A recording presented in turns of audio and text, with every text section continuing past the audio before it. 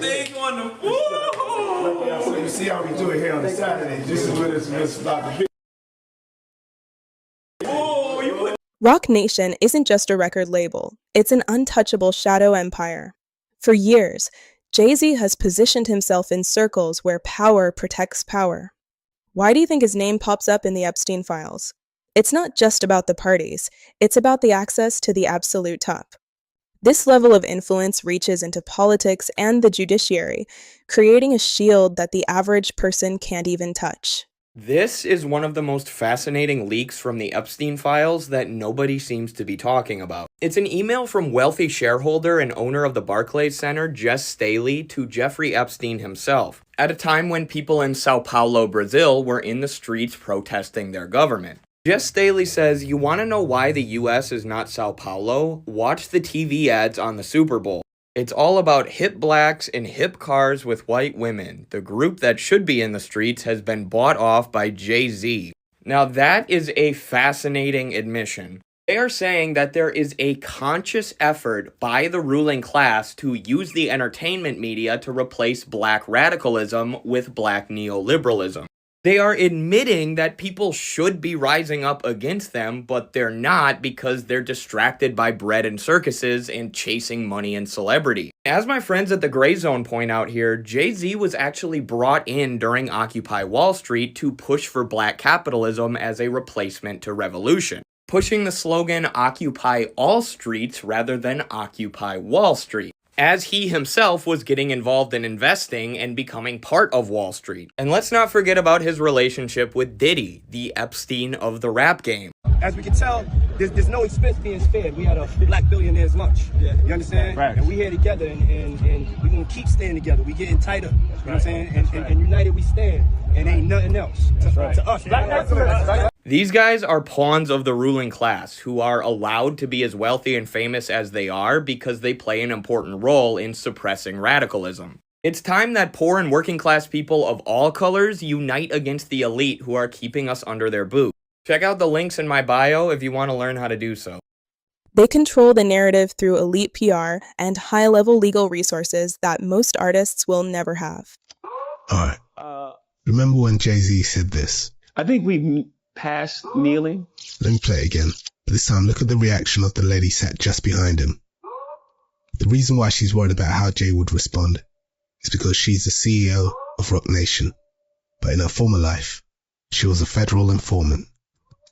In 1994, Desiree Perez was arrested for bringing in 35 keys of Griselda Blanco into Miami. Under pressure, she agreed to wear a wire for the DEA. Quick side note. Desiree Perez is the name Dame Dash refused to say in this Breakfast Club interview. Once a has certain friends, we don't even talk about them no more where I'm from. Now, around that same time, Jay-Z and Perez spearheaded Roc Nation's prison reform initiative with Meek Mill. I guess their hard work paid off, because on the 19th of January 2021, this list was released.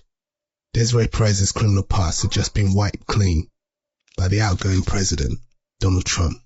When you have the power to influence who sits on a bench or who writes the headlines, you aren't just playing the game, you're making the rules. And Tory Lanez goes to jail. They gave y'all all the facts of the juice of Tory Lanez going to jail and this, that, and the third, and Megan getting arrested and da-da-da-da. 2 days after that, I get a call from Roc Nation that says, "Yo, we heard you're going to make a statement about what happened, and it'd be in your best interest if you don't make that statement." I'm like, oh, okay. I don't understand what the issue of me telling my fans, like, yo, look, not that serious of a deal. I went to jail for whatever this is. Like, This is not. I know That's right. that this is wickedness, but I'm telling you, this court system is not for justice.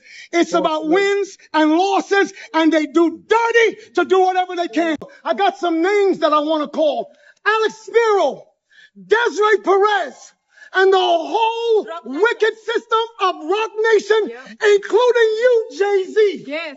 Yes. You who say you rose from the gutter, but you have traded and bartered the souls of young men, and you're still doing it. That's why Roc Nation stays above the law. They didn't just build a business, they built an infrastructure of corruption. This system controls people and narratives alike through strategic moves that look legal but serve only the elite. It's blunt, it's controversial, and it's the reality of elite power. That is the real Roc Nation. there's a part in a Roc Nation contract that says that people are not allowed to sing about Christ. Yeah. So I'll be wondering, I'll be like, yo, God, why? Why have you swung my sword? Yeah. Why? Let's talk about Desiree Perez. The CEO of Roc Nation isn't just a mogul. She's a former government informant who once wore wires on cartels. When Tory's father spoke on a wicked system, he was pointing right at her. There are deep claims that the entire case was an orchestrated hit. Managing Thee Stallion while holding that much legal influence? It's a conflict that reeks of a setup designed to bury anyone in her way. Even her own daughter, Demarie, is taking her to court. She claims her mother is a master of abusing the law to control her own family. The lawsuit alleges Perez used the Baker Act to falsely institutionalize her own child. That's a terrifying level of systemic control. This is why she's dangerous. She doesn't just hire lawyers. She weaponizes the legal machine against anyone she deems an enemy. The playbook is simple: isolate, discredit, and institutionalize. It's how Roc Nation stays untouchable and keeps people in line. Is Roc Nation corrupt? When your CEO is a master of the informant game, the truth is already written in the court records. Jay-Z isn't just a businessman. He's a piece in a much bigger, much darker machine. We need to talk about the shadows. But I just got this note from Nicole, who's my right arm back there in the office. Free gave birth Monday. 50 and Jay-Z was there. She gave birth in Brooklyn at Methodist Hospital. Who do we shout out to? Oh, hell. Beyonce. Oh. What you gonna do now, babe? Damn. Oprah.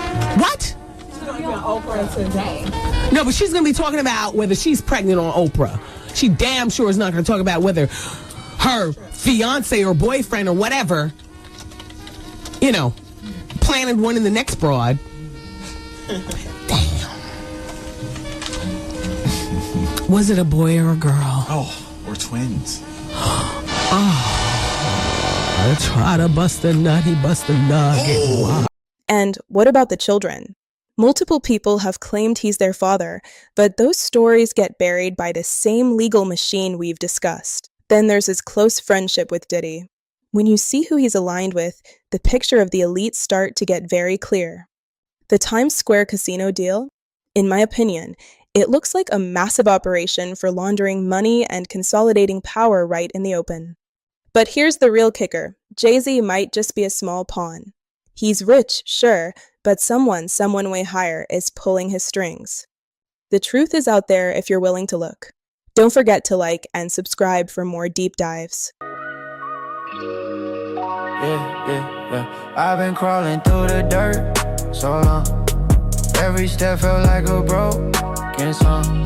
But the sun is burning holes in the fear. I'm done looking back, it's up from here. No anchors, no chain.